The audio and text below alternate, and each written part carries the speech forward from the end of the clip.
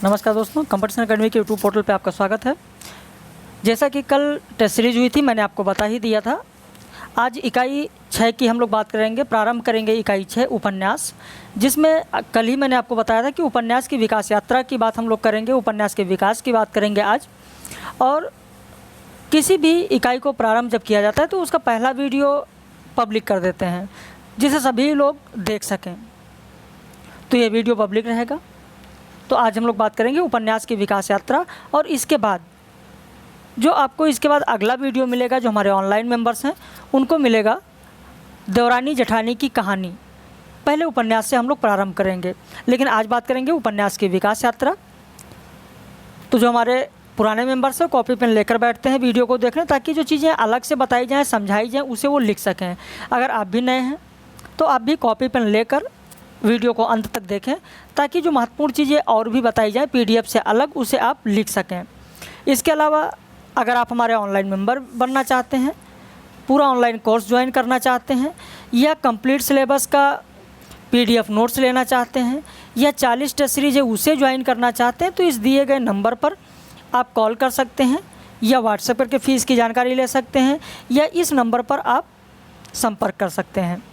तो चलिए हम लोग शुरू करते हैं उपन्यास की विकास यात्रा। आपको बता दें, आज वीडियो थोड़ा कम समय का आप लोगों को मिलेगा, क्योंकि आज हम लोगों का त्यौहार है, ईद है, जिसे ईद उल फित्र के नाम से जाना जाता है। तो इसलिए समय निकाल कर फिर भी मैंने आप लोगों को वीडियो इसलिए देने के लिए सोचा कि शिक्षा को प्राथमिकता मैंने दिया। शिक्षा को पहले स्थान पर रखा जाता है, पहले शिक्षा ज़रूरी है, तो आपको पहले शिक्षा दी जाए, फिर उसके बाद में त्यौहार तो होते रहते हैं। तो अभी त्यौहार शाम तक चलेगा, कोई दिक्कत नहीं है। चलिए शुरू करते हैं हिंदी उपन्यास का विकास। उपन्यास क्या है, सबसे पहले तो इसके बारे में जानते हैं। तो उपन्यास अध्यायों या प्रकरणों में लिखी हुई ऐसी कल्पित और बड़ी आख्यायिका है जिसमें अनेक पात्र और विस्तृत घटनाएं हों। आधुनिक उपन्यास का जनक डेनियल डीफो को माना जाता है। साथ ही साथ कई बार प्रश्न ये भी पूछा जाता है, गुजराती में उपन्यास को क्या कहा जाता है, मराठी में उपन्यास को क्या कहा जाता है, बांग्ला में उपन्यास को क्या कहा जाता है। तो ध्यान रखें, उपन्यास को गुजराती में नवल कथा कहा जाता है, मराठी में कादम्बरी कहा जाता है, और बांग्ला में नॉवेल कहा जाता है। मुंशी प्रेमचंद जी ने लिखा है कि मैं उपन्यास को मानव चरित्र का चित्र मानता हूँ। मानव चरित्र पर प्रकाश डालना और उसके रहस्य को खोलना ही उपन्यास का मूल तत्व है। वहीं आचार्य रामचंद्र शुक्ल और अधिकतर विद्वानों ने लाला श्रीनिवास दास के परीक्षा गुरु को हिंदी का सर्वप्रथम मौलिक उपन्यास माना है, जबकि रचना तिथि, विषय वस्तु की नवीनता और औपन्यासिक तत्वों की दृष्टि से अगर देखें तो हिंदी का प्रथम और मौलिक उपन्यास सिद्धाराम फिल्लौरी का भाग्यवती है, जिसका प्रकाशन 1877 ईस्वी में हुआ। लेकिन यह उपन्यास केवल उपदेशात्मक ही है। वहीं डॉक्टर कृष्णलाल ने देवकीनंदन खत्री द्वारा रचित चंद्रकांता, जिसका प्रकाशन 1991 ईस्वी में हुआ, को हिंदी का प्रथम उपन्यास माना है। श्री शिवनारायण श्रीवास्तव ने इंसाल्लाह खां की रचना रानी केतकी की कहानी को हिंदी का प्रथम उपन्यास माना है। वहीं श्री गोपाल राय ने पंडित गौरी दत्त द्वारा लिखित देवरानी जेठानी की कहानी को हिंदी का प्रथम उपन्यास माना है। तो इसे आपको ध्यान में रखना है कि किसने किसको प्रथम उपन्यास माना। ऐसे प्रश्न पूछा जा सकता है कि देवरानी जेठानी को हिंदी का प्रथम उपन्यास निम्न में से किसने माना, या रानी केतकी की कहानी को प्रथम उपन्यास किसने माना, या चंद्रकांता को प्रथम उपन्यास किसने माना। तो इस तरीके से प्रश्न बनते हैं, तो इनको आप जरूर ध्यान में रखें। आचार्य हजारी प्रसाद द्विवेदी ने भारतेंदु द्वारा लिखित पूर्ण प्रकाश और चंद्रप्रभा को हिंदी का प्रथम उपन्यास घोषित किया है। प्रेमचंद को उपन्यास की विकास यात्रा को मील का पत्थर मानकर इस विकास यात्रा को 4 युगों में बांटा जा सकता है। पहला प्रेमचंद पूर्व युग, दूसरा प्रेमचंद युग, तीसरा प्रेमचंदोत्तर युग, और चौथा स्वतंत्रोत्तर युग।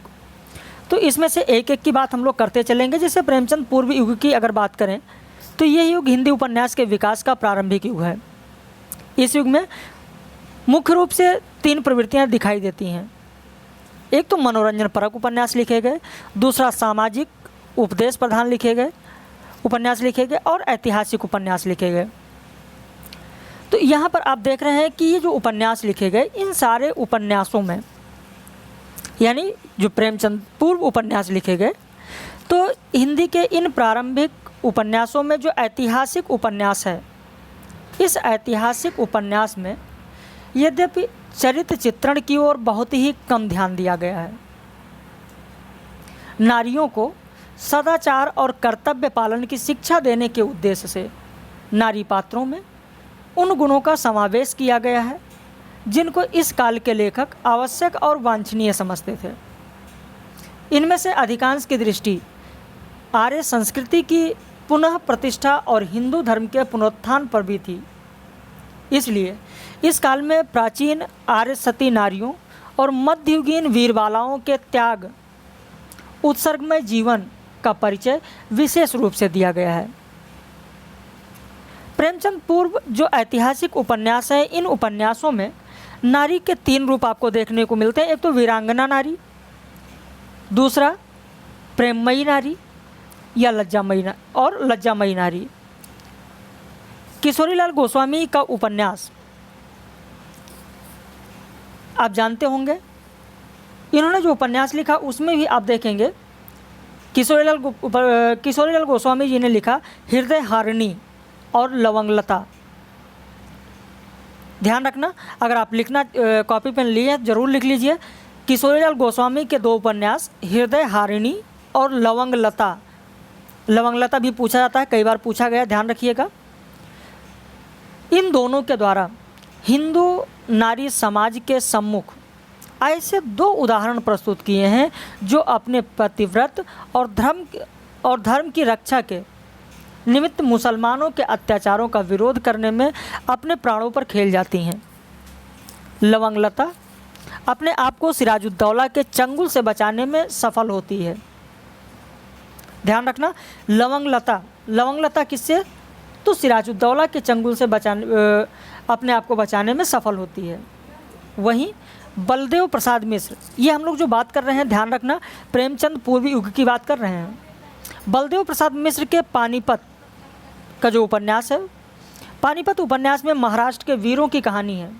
इसमें गोपिकाबाई, ध्यान रखना, पानीपत युद्ध की प्रमुख नायिका या पानीपत उपन्यास की प्रमुख नायिका कौन सी है, कौन सी महिला पात्र हैं? तो गोपिकाबाई। इसमें गोपिकाबाई का अपने पति को भाव के संबंध में ऊंच नीच समझाना, पति को युद्ध के लिए प्रोत्साहित कर सुसज्जित करना और फिर स्वयं सती होना चित्रित किया गया है। वहीं दत्ता के मृत्यु पर गोपिकाबाई अपने पति को कहती हैं, क्या कहती हैं? सुनिए, ये दत्ता जी के लिए सहानुभूति है तो तलवार हाथ में लेकर संहार करो। बलवंतराव की पत्नी लक्ष्मीबाई पुरुष और नारी के कर्तव्यों को सुस्पष्ट करते हुए कहती हैं कि वीरों के लिए संग्राम भूमि ही आनंद भवन है। अबला जाति का जीवन सब भांति पुरुष के भरोसे पर है। प्रेम ही हमारा संसार समझा जाता है और उसका अधिपति स्वामी है। मेरा लोक परलोक तो सब तुम में ही है। वहीं महेंद्र मोहिनी उपन्यास में मोहिनी महेंद्र की वीरता पर उसी प्रकार मोहित है जैसे संयोगिता पृथ्वीराज की वीरता पर मुग्ध थी। जब एक शराबी नीच व्यक्ति से मोहिनी का विवाह तय हो जाता है तो मोहिनी ग्लानिवश आत्महत्या करने का तो प्रयास करती है, लेकिन लज्जा के कारण पिता से अपनी अनिच्छा प्रकट नहीं कर पाती है। महेंद्र को अपने भाई की मृत्यु का कारण भी जानकर उसके प्रेम में किसी प्रकार की कमी नहीं आने देती है और कहती है, जीवनेश, मैं आपकी दासी हूँ, आपने जो कुछ किया उसकी भागिनी मैं हूँ। तो इन आदर्श नारियों के विपरीत भारतेंदु पूर्व युग में आप देखेंगे ऐसे भी उदाहरण मिलते हैं जहाँ नारी ने अपने प्रेम के साथ खिलवाड़ किया है। जैसे किशोरीलाल गोस्वामी का जो उपन्यास तारा है, उसमें देखेंगे कि किस तरीके से तारा ने अपने प्रेम के साथ खिलवाड़ किया है। तो प्रेमचंद पूर्व युग में जो ऐतिहासिक उपन्यास है उसमें आपने देखा कि किस तरीके से नारियों को प्रदर्शित किया गया है। प्रेमचंद पूर्व युग में मनोरंजन परक उपन्यास की बात करें तो इस तरीके से उपन्यास लिखे गए जैसे सरकती लाश, गुप्तचर, जासूस पर जासूसी गोपाल राम गहमरी का है। वहीं चंद्रकांता देवकीनंदन खत्री। सामाजिक उपदेश प्रधान उपन्यास की बात करें तो लाला श्रीनिवास दास का परीक्षा गुरु, बालकृष्ण भट्ट का 100 अजान एक सुजान, श्रद्धाराम फिल्लौरी का भाग्यवती, राधा कृष्ण दास का निस्सहाय हिंदू, जो गोवध निवारण की भावना है इसमें। ऐतिहासिक उपन्यासों की बात करें तो किशोरीलाल गोस्वामी का रजिया बेगम, मिश्र बंधु का वीरमणि, किशोरीलाल गोस्वामी का और भी है तारा लवंगलता, गंगा प्रसाद गुप्त का नूरजहां। तो इस तरीके से प्रेमचंद पूर्व युग में ये उपन्यास लिखे गए। अब अगर प्रेमचंद युगीन उपन्यास की बात करें तो प्रेमचंद के आगमन से कथा साहित्य में ऐतिहासिक परिवर्तन आया। उपन्यास कोरे मनोरंजन उपदेशात्मकता के दायरे से बाहर निकलकर पहली बार समाज से जुड़ा। 1936 ईस्वी में प्रगतिशील लेखक संघ की बैठक में प्रेमचंद ने कहा, क्या कहा है, कथन भी आपको ध्यान में रखना है। साहित्य केवल मनोरंजन एवं विलासिता की वस्तु नहीं है। हमारी कसौटी पर वही साहित्य खरा उतरेगा जो हम में गति, संघर्ष, बेचैनी पैदा करे, सुलाए नहीं, क्योंकि ज़्यादा सोना मृत्यु का लक्षण है।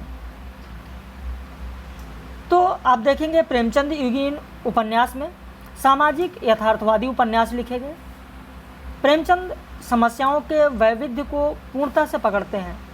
उनके विभिन्न उपन्यासों में समाज की अलग अलग समस्याओं को उठाया गया है। जैसे आप देखेंगे सेवा सदन, जो नारी मुक्ति और सांप्रदायिकता के विषय पर आधारित है। इसमें पात्र सुमन, भोली, गंगाजली, शांता, सुभद्रा, कृष्णचंद, गजाधर, उमानाथ, पदम सिंह, विट्ठल दास, रमेश दत्त, भगन राम आदि हैं। वहीं निर्मला अनमेल विवाह और विधवा विवाह पर आधारित है, जिसमें निर्मला, कृष्णा, मुंशी तोताराम, मनसाराम, जियाराम, सियाराम, भुवन, ये सब इनके पात्र हैं। वहीं कर्मभूमि की बात करें तो किसान आंदोलन और अछूतोद्धार पर आधारित रचना है, जिसमें डॉक्टर शांति कुमार, अमरकांत, सलीम, सुखदा, नैना, मुन्नी आदि पात्र हैं। गबन की बात करें तो आडंबर प्रियता के खतरे पर आधारित यह रचना है, जिसमें जालपा, रतन, जोहरा, रामनाथ और देवीदीन पात्र हैं। वहीं प्रेमाश्रय की बात करें तो किसानों की समस्या पर आधारित उपन्यास है, जिसमें प्रभाशंकर, ज्ञान शंकर, प्रेम शंकर और मनोहर इसके पात्र हैं। रंगभूमि की बात करें तो किसानों की समस्या पर यह भी आधारित है और इसमें पात्र नायक सूरदास हैं, ज्ञान सेवक, मिठुआ, विनय, सोफिया आदि पात्र हैं। वहीं गोदान जो आपके पाठ्यक्रम में है, ये भी किसानों की समस्या पर आधारित है, जिसमें ग्रामीण पात्र की अगर बात करें तो होरी, गोबर, धनिया, जुनिया, दाता दीन, माता दीन, नोखेराम, झिंगुरी सिंह, सिलिया, ये सब ग्रामीण पात्र हैं। और नगरीय पात्र में ओंकारनाथ, श्याम बिहारी, खन्ना, मेहता, मिर्जा, मालती, दुलारी, सहुआइन, राय साहब, अमरपाल सिंह आदि इसके पात्र हैं। तो प्रेमचंद ने पहले उर्दू में बाजार हुस्न उपन्यास लिखा, जिसका हिंदी अनुवाद उन्होंने ही सेवा सदन नाम से किया, तथा गोसिया आफियात, ये भी उर्दू का उपन्यास है, जिसका रूपांतर प्रेमाश्रय नाम से किया। चौगाने हस्ती, ये भी उर्दू उपन्यास है, जिसका हिंदी अनुवाद रंगभूमि है। इस अनुवाद को भारतीय जनजीवन का रंगमंच कहा जाता है, या इस उपन्यास को आप जाने तो ज़्यादा अच्छा रहेगा, अनुवाद हटा दीजिए। इस उपन्यास को भारतीय जनजीवन का रंगमंच कहा जाता है। तो ये भी प्रश्न पूछा जाता है कि निम्न में से किस रचना को भारतीय जनजीवन का रंगमंच कहा जाता है? प्रेमचंद की किस रचना को? तो रंगभूमि को भारतीय जनजीवन का रंगमंच। इस युग के और भी उपन्यासकार हैं, जैसे शिवपूजन सहाय की बात करें, देहाती दुनिया, जिसका प्रकाशन 1925 ईस्वी में हुआ। ये एक आंचलिक उपन्यास है। ये गांव के भोले भाले लोगों पर पुलिसिया जुल्मों सितम की भी कहानी कहती है। इस उपन्यास में सबसे रोचक तथा मनभावन प्रसंग है बचपन की चुगलबाजी। इसमें एक ओर अपने इकलौते लाडले के लिए माँ के निश्चल प्रेम की झांकी है, तो दूसरी ओर अपने बेटे के भविष्य को लेकर पिता की चिंता। अब यहाँ पर थोड़ा सा समय आपसे लेंगे। जब माँ की बात हो रही, यानी महिलाओं को किस प्रकार चित्रित किया गया है। अगर उपन्यासों में नारी की बात करें तो वैदिक युग से ही भारतीयों में नारी को देवी मानकर उसके प्रति श्रद्धा अर्पित की है। नारी की देवी के रूप में कल्पना करने के कारण ही आर्यों ने अनेक देवियों की प्रतिष्ठा की। प्रकृति के रहस्यमय और रमणीय व्यापारों को, हृदय की भावनाओं और गुणों को, जीवन की सहायक परिस्थितियों को उन्होंने देवी के रूप में ग्रहण किया और अपनी समृद्धि के लिए उनकी अर्चना का विधान भी किया। मध्य युग में भारतीय नारी की सामाजिक स्थिति ठीक नहीं थी, फिर भी नारी के प्रति श्रद्धा समाप्त नहीं हुई। आधुनिक युग में नारी को देवी न मानकर मानवी माना जाने लगा। हिंदी उपन्यासों का जन्म और विकास आधुनिक युग में ही हुआ, जैसा कि आप देख रहे हैं। डॉक्टर हजारी प्रसाद द्विवेदी ने जो लिखा बाणभट्ट की आत्मकथा, जो कि आपके पाठ्यक्रम में भी है, इसमें बाणभट्ट हैं, निपुणिका, देवपुत्र तुवर मिलिंद की कन्या चंद्रदिधि। वहीं वृंदावन लाल वर्मा ने विराट की पद्मिनी लिखा, जिसमें नरपति कुमुद की कन्या कुमुद है, नरपति कुमुद की पत्नी गोमती हैं, राजा नायक सिंह और नवाब अली मर्दान, राजकुमार कुंवर सिंह। तो इस तरीके के पात्र यहाँ देखने को मिलेंगे। वहीं गोदान की पात्र देखें धनिया, ये भी प्रमुख पात्र है। तो कहीं ना कहीं महिलाओं को हर रूप में दिखाया गया है।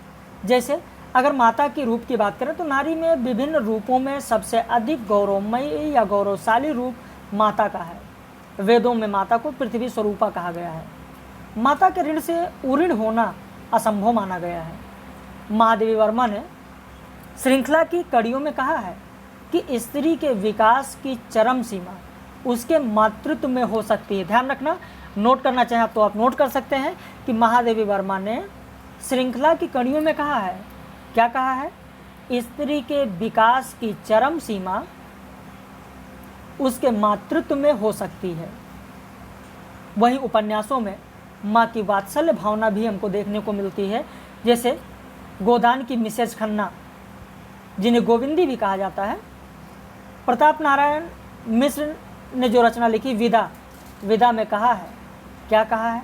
माँ की वात्सल्यता के ऊपर प्रताप नारायण मिश्र ने विदा में कहा है, आप ये लिख सकते हैं कि माँ शब्द का अर्थ है दया, क्षमा और ममता।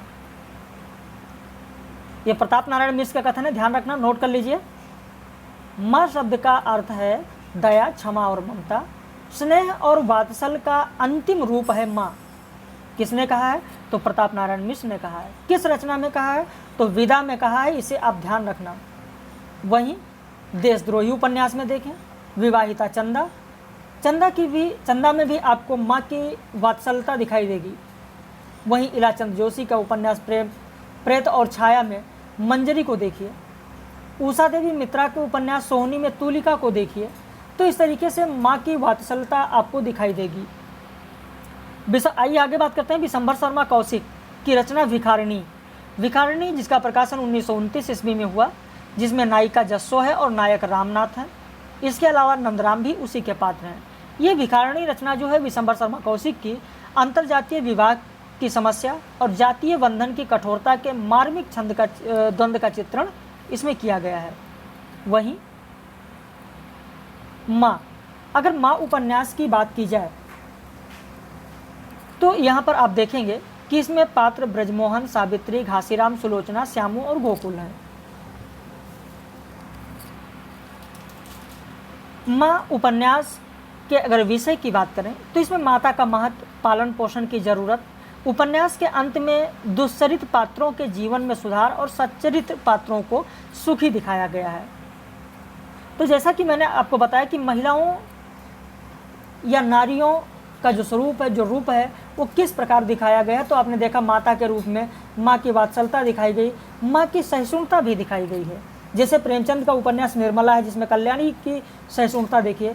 प्रताप नारायण मिश्र की विदा जैसा कि मैंने अभी आपको बताया, वहाँ भी माँ की सहिष्णुता आपको देखने को मिलेगी, शांता देवी का। वहीं नागार्जुन की रचना रत्नाथ की चाची में भी आपको देखने को मिलेगा। तो सियाराम शरण गुप्त की रचना की अगर बात करें, उपन्यास की बात करें, गोद, जिसका विषय है ग्रामीण जीवन की व्यथा, यहाँ पर भी नारी का चित्रण किया गया, भविष्य की चिंता नारियों में दिखाई गई। साथ ही साथ आप प्रेमचंद के उपन्यास सेवा सदन की बात करें तो उसमें भामा को देखिए, भविष्य की चिंता है। गोविंद बल्लभ पंत का उपन्यास मदारी देखिए, मनमथनाथ गुप्त का उपन्यास अवसान में मुनिया का सहिष्णुता देखिए, भविष्य की चिंता देखिए। सेठ गोविंद दास में इंदुमती में आप देखिए भविष्य की चिंता। तो इस तरीके से आप देख रहे हैं सियाराम शरण की रचना गोद, जिसका प्रकाशन 1932 में हुआ, जिसका विषय ग्रामीण जीवन की व्यथा है। प्रेमचंद युग में व्यक्तिवादी चेतना प्रधान उपन्यास भी लिखे गए, जिससे प्रेमचंद की परंपरा से हटकर जयशंकर प्रसाद और निराला ने उपन्यास लिखा। जहां प्रेमचंद ने समाज और सामाजिक समस्याओं को प्रमुखता दी है, वहीं प्रसाद ने व्यक्ति और उसके वैयक्तिक समस्याओं को मुखर किया है। जैसे जयशंकर प्रसाद का उपन्यास कंकाल, जिसका प्रकाशन 1929 ईस्वी में हुआ, इसमें समाज की जर्जर अवस्था का चित्रण किया गया। धार्मिक नैतिक संस्थाओं में कार्य करने वाले व्यक्तियों का पाखंडपूर्ण चित्रण किया गया है। इसमें पात्र किशोरी, यमुना, घंटी, लतिका, माला, श्रीचंद, देवनिरंजन, मंगलदेव, बाथम और कृष्ण शरण है। वहीं प्रसाद की रचना तितली की अगर बात करें तो इसमें भारतीय आदर्श के साथ ग्रामीण जीवन पर आधारित रचना है। इसमें तितली राजकुमारी, श्याम दुलारी, माधुरी, शैला, मधुबन, रामनाथ और इंद्रदेव इसके पात्र हैं। इरावती इनका अपूर्ण उपन्यास है। कई बार प्रश्न पूछा जाता है कि इनमें से अपूर्ण उपन्यास कौन सा है, तो इरावती है। आप लिखना चाहे कहीं लिख सकते हैं।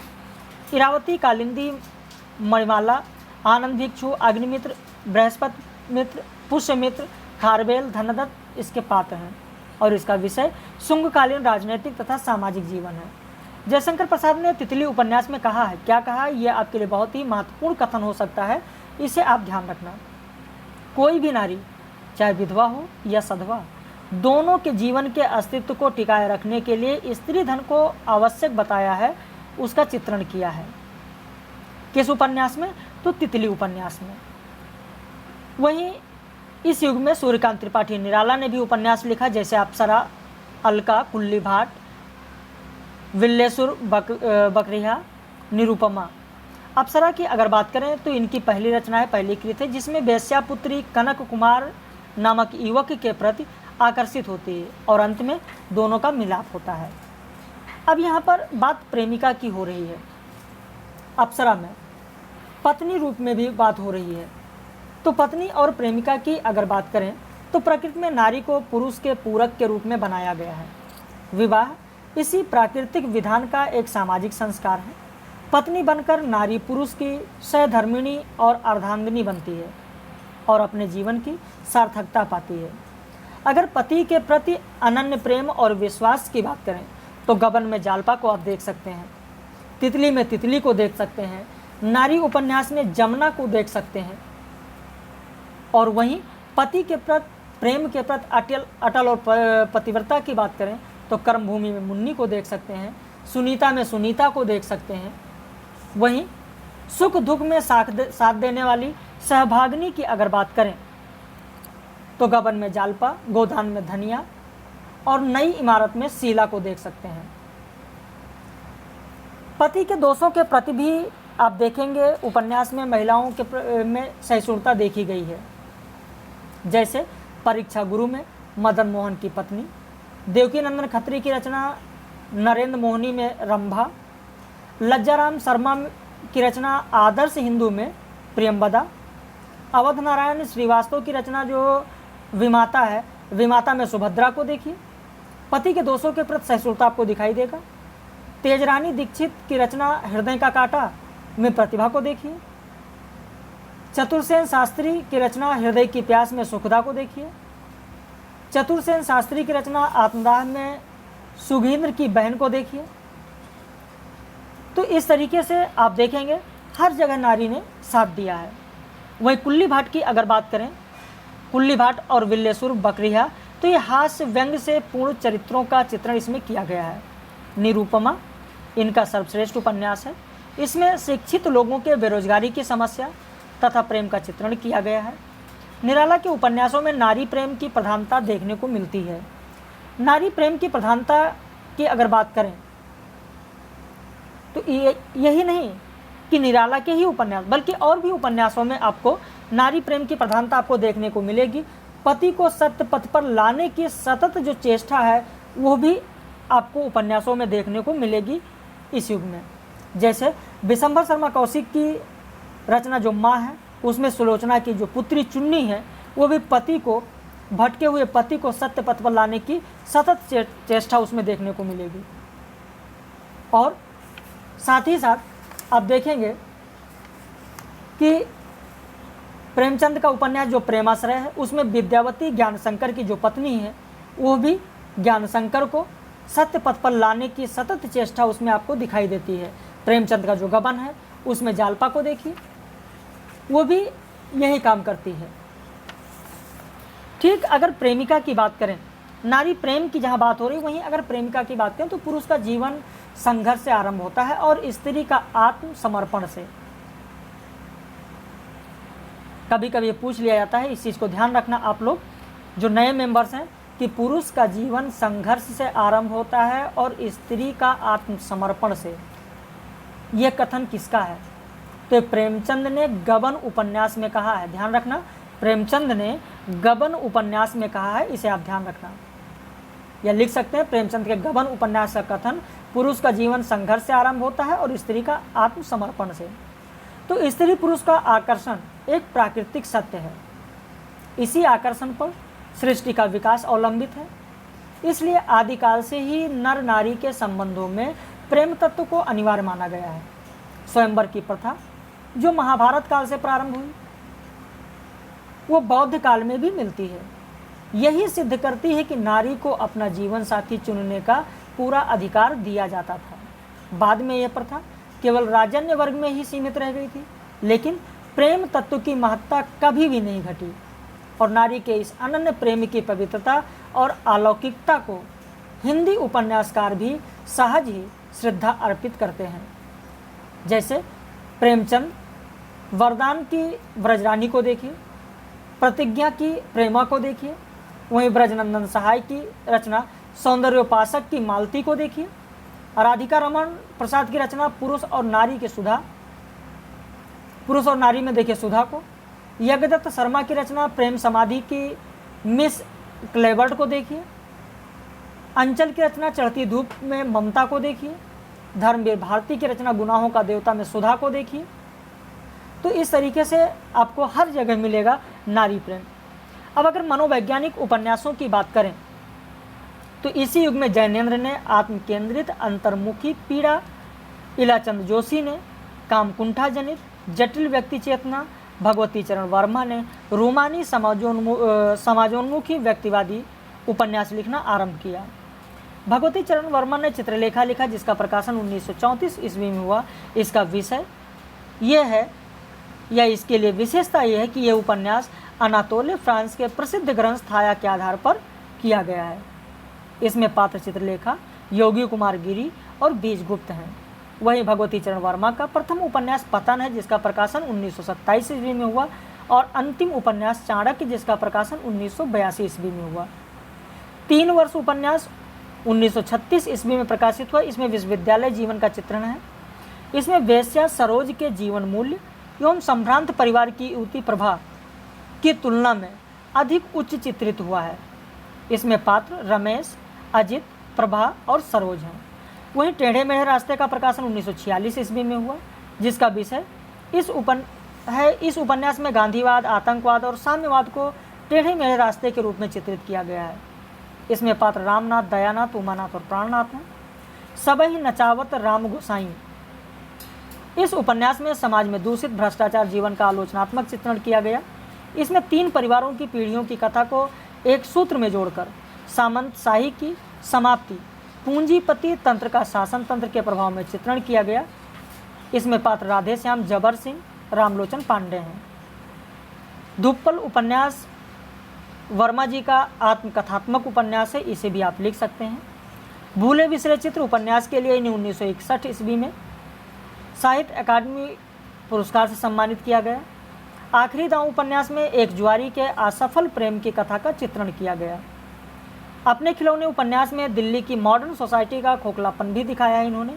वहीं सीधी सच्ची बातें उपन्यास में स्वतंत्रता के प्राप्ति के बाद कुछ वर्षों के जीवन को प्रस्तुत किया गया। अब बात अगर इलाचंद जोशी की करें तो इनके उपन्यास कुछ इस तरह हैं जैसे लज्जा, सन्यासी, पर्दे की रानी, प्रेत की छाया, निर्वासित, मुक्तिपथ, सुबह के भूले, जिप्सी, जहाज का पंछी, इसमें जहाज का पंछी महत्वपूर्ण है, आप लिख के अंडरलाइन कर लीजिएगा। ऋतुचक्र, भूत का भविष्य, कवि की प्रेसी। सन्यासी उपन्यास आत्मकथात्मक शैली में लिखा गया है। इसमें नायक नंदकिशोर के अहम भाव का मनोविश्लेषण किया गया है। अंततः नंदकिशोर सन्यासी होकर देश सेवा में लग जाता है। वही पर्दे की रानी उपन्यास में नायिका जो निरंजना है वो खूनी पिता और वेश्या माँ की पुत्री है। इस जानकारी से उसमें हीन भावना उत्पन्न होती है, जिससे वो समाज के प्रति घृणा और प्रतिहिंसा का भाव रखने लगती है। वहीं जहाज का पंछी उपन्यास का नायक एक शिक्षित नवयुवक है। वो कलकत्ता में काम की तलाश में भटकता है। कलकत्ता नगर वो जहाज है जिसे वो चारों ओर भटक कर लौट आता है। अब अगले वीडियो में हम लोग बात करेंगे प्रेमचंदोत्तर युग के उपन्यास। जैसा कि मैंने आपको बताया था कि आज त्यौहार है, लेकिन फिर भी मैंने सोचा कि आपको एक वीडियो दे देते हैं जिससे आपकी जो शिक्षा है, जो आपकी पढ़ाई चल रही है, वो बाधित ना हो। तो अगले वीडियो में हम लोग बात करेंगे प्रेमचंदोत्तर युग के उपन्यास। जो हमारे ऑनलाइन मेंबर्स हैं उनको अगला वीडियो प्रेमचंदोत्तर युग और स्वतंत्रोत्तर युग के उपन्यास की बात करेंगे। उपन्यास की विकास यात्रा भाग 2 के नाम से आपको मिलेगा। और उसके बाद देवरानी जेठानी की कहानी, पंडित गौरी दत्त की रचना, उसकी बात हम लोग करेंगे। तो हम लोग फिर मिलेंगे अगले वीडियो में। और आज त्यौहार की वजह से लाइव क्लास नहीं होगी, इस चीज़ को आप लोग ध्यान रखिएगा, क्योंकि बार बार लोग मैसेज करते रहते हैं। तो आप लोग पूरा वीडियो देख लें, उसके बाद मैसेज करें। जो भी इन्फॉर्मेशन होती है वीडियो में दे दी जाती है। तो हम लोग कल मिलेंगे प्रथम प्रश्न पत्र के साथ, परसों मिलेंगे फिर प्रेमचंदोत्तर युग के उपन्यास के साथ।